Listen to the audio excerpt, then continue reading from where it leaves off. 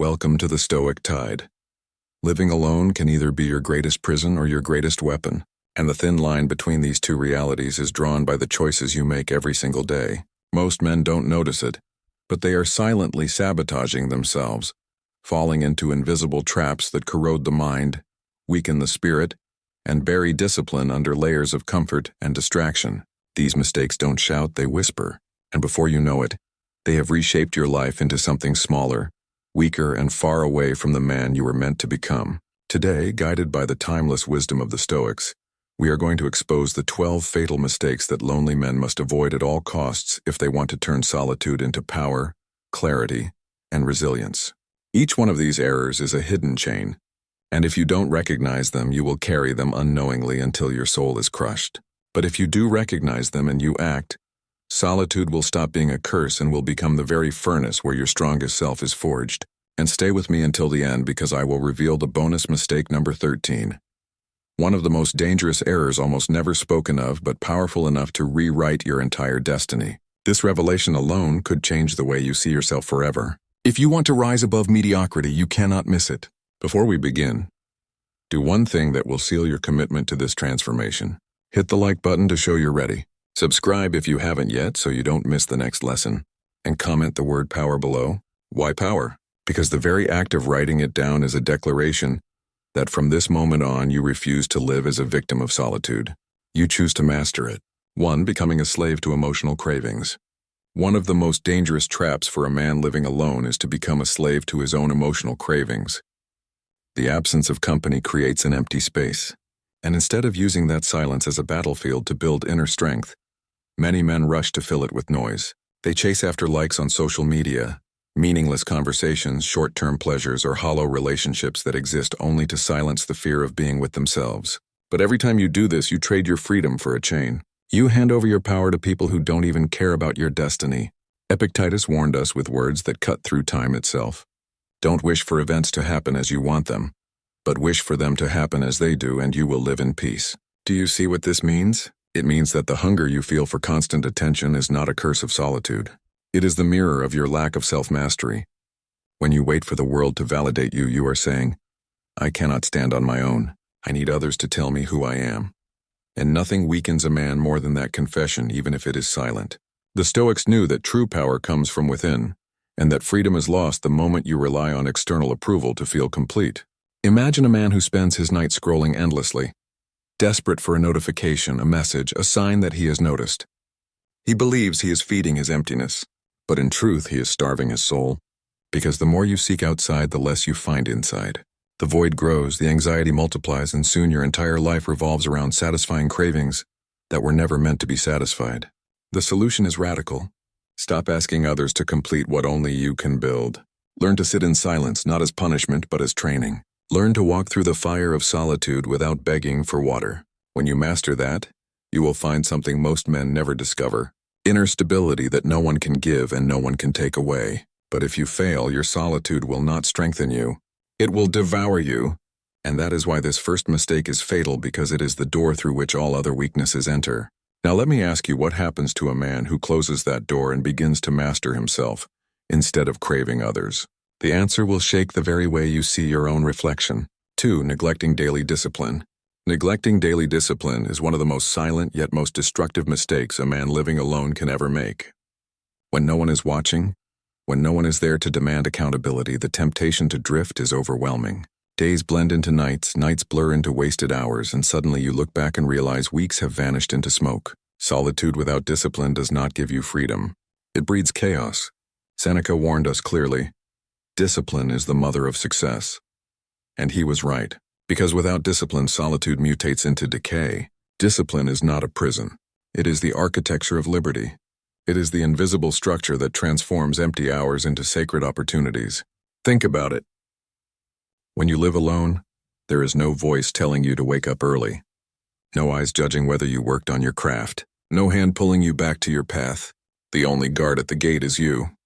And if you fall asleep at your post, mediocrity storms in. Men without discipline become prisoners of their impulses. They eat when they are bored. They sleep when they are anxious. They scroll when they are restless. Their lives shrink into a cycle of distractions, while their dreams slowly rot in silence. But the man of discipline does the opposite. He transforms solitude into a fortress. He builds routines not to cage himself, but to sharpen himself. Waking up early becomes an act of war against laziness. Training the body becomes a declaration that the mind will not collapse. Reading, writing, meditating, these become rituals that separate him from the masses drowning in their own weakness. What most men don't understand is that discipline is not suffering. It is alignment. It is the act of bending time to your will instead of bending yourself to time. It is how you take control of the only thing that truly belongs to you, your present moment. Imagine two men both living alone. One wakes up at noon, spends hours lost in endless entertainment, and complains that solitude feels heavy. The other rises at dawn, moves his body, feeds his mind, and crafts his purpose. Both live in the same world, but their lives are not even comparable. One decays in silence, the other builds an empire within himself. If you neglect discipline, you surrender your freedom. But if you embrace it, you turn every hour into a weapon. That is why Seneca insisted that success is born from discipline. Because without it, solitude is not strength. It is slow suicide. And here lies the haunting truth. Every single day you wake up, you are either sharpening the sword of your destiny or letting it rust beyond repair. Which man are you becoming? The one who wastes his solitude, or the one who commands it like a general leading his army? The answer to that question will determine whether your loneliness becomes a curse or the soil where your legend begins. 3. Fearing silence instead of embracing it. Fearing silence is one of the gravest errors a man living alone can commit. Because silence is not empty. It is alive. It is the mirror that reflects the raw truth of who you are without filters, without masks, without distractions. And yet most men, terrified of what they might see in that mirror, run from it. They drown themselves in endless noise, in constant chatter, in the flickering light of screens because they cannot bear to sit with their own thoughts. But here lies the paradox. The very silence they avoid is the only place where true power is forged. Marcus Aurelius himself wrote his meditations not in the chaos of applause but in the stillness of the night. Facing the silence as a companion and a teacher, he understood that solitude is not a void. It is the forge of wisdom. Noise promises comfort, but it delivers weakness. When you fill every moment with distraction, you lose the ability to hear the quiet voice within you that says, "This is who you really are. This is what you must face. This is where you must grow." A man who cannot endure silence is a man who does not know himself. And a man who does not know himself is easily controlled by the world. Silence is where the Stoic trains his mind, where he organizes chaos into clarity, where he strips away illusions and finds the essence of what truly matters. But ignoring silence is like ignoring your own soul. It leaves you restless, anxious, and perpetually hungry for noise that never satisfies. Imagine a warrior who refuses to train because the arena feels too empty. He walks into battle unprepared, easily defeated. Not because his enemy was stronger, but because he never mastered himself in the stillness before the fight. This is the fate of the man who flees from silence, but the one who embraces it transforms loneliness into a sacred temple. If you cannot sit alone in silence for 10 minutes, how will you stand strong in the storms of life? If you cannot master the stillness of your own room, how will you ever master the noise of the world? The truth is simple yet brutal. Your ability to command silence determines your ability to command your destiny. The man who fears it will always be weak. The man who embraces it becomes untouchable.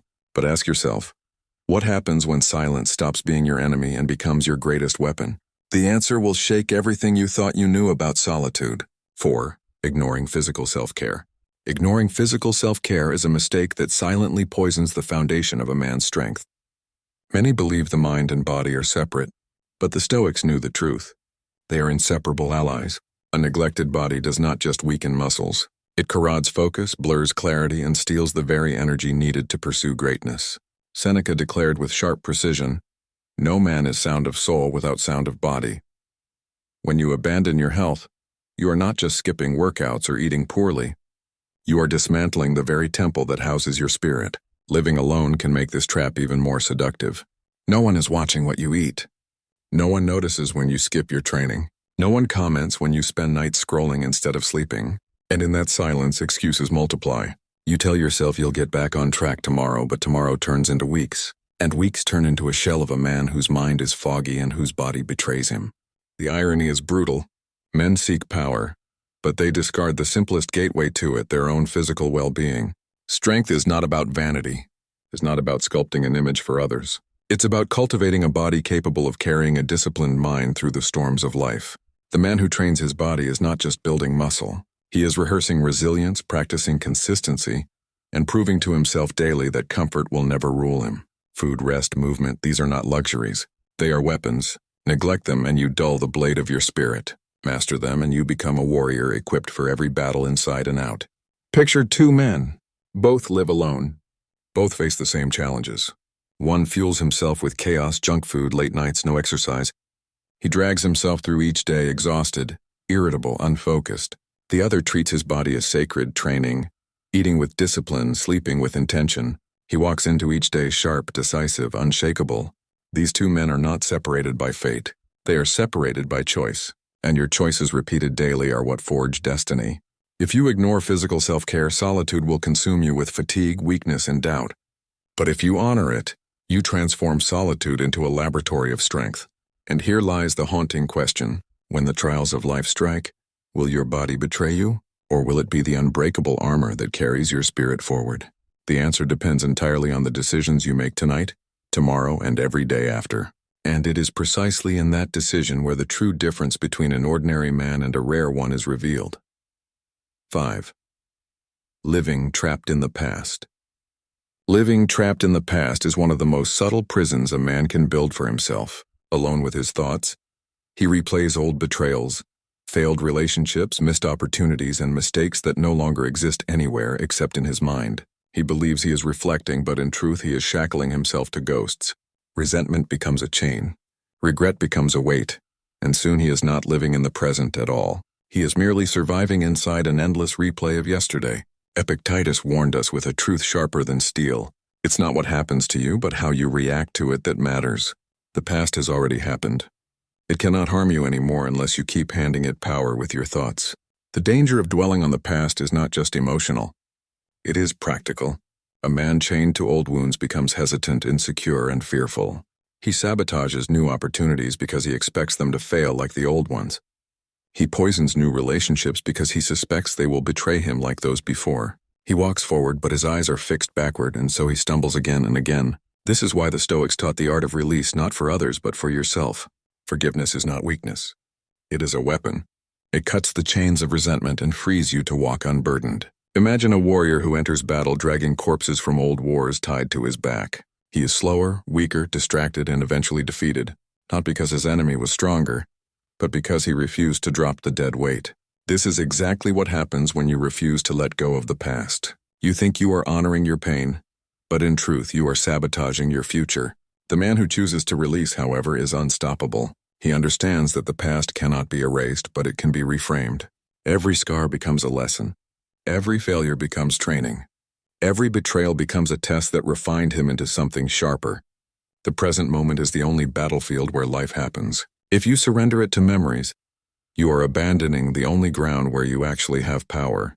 Epictetus was right. Your reaction is everything. You cannot change the fact that you were hurt, but you can decide whether that hurt defines you or refineases you. The choice is brutal but liberating. And here is the revelation. A man who keeps reliving yesterday will never meet tomorrow. He will wake up one day old, bitter and empty, realizing he spent his entire life wrestling with shadows. But the man who lets go, who accepts what cannot be changed, who chooses to live here and now, he becomes free in a way most men will never understand. Which man will you be? The one who dies in yesterday's chains, or the one who breaks them and walks into the fire of today unbound? The answer will determine not only your peace, but the very direction of your destiny. 6. Chasing external approval. Chasing external approval is one of the most seductive poisons a man can drink because it disguises itself as progress. You post something online and the dopamine rush of likes convinces you that you matter. You receive a message and for a fleeting second you feel significant. Someone compliments you and suddenly your value skyrockets, but only until the silence returns. And then you're empty again, waiting for the next drop of validation to drip into your veins. This cycle is not empowerment. It is enslavement. It is the slow surrender of your soul to forces that do not care whether you rise or fall. Marcus Aurelius left us a warning as clear as fire in the dark. It is not the opinion of others, but your own reasoned choice that shapes your life. When you live for approval, you give away the throne of your mind. You let strangers sit in the seat of your destiny. Think about it. Approval is volatile. One day they love you, the next day they forget you. One day you are praised, the next you are criticized. If your worth depends on that shifting tide, you will never stand on solid ground. You will live like a leaf tossed by the wind, never rooted, never stable, never free. True freedom is when your sense of self does not rise and fall with applause or silence. The Stoics understood this deeply. The only approval that matters is the one that comes from living in alignment with your values, your discipline, your reasoned choices. That is the approval no one can strip away, no matter how loudly the world mocks or ignores you. Imagine two men. One wakes up every morning checking his phone, desperate to know if the world noticed him. His energy is dictated by numbers, hearts, and comments. When they are many, he feels like a king.